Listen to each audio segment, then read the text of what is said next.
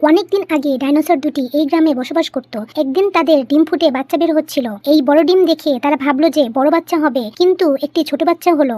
তারা খুব অবাক হলো। এরপর হেসে খেলে তাদের জীবন কাটতে লাগলো। বাচ্চাটি বড় হয়ে গেল।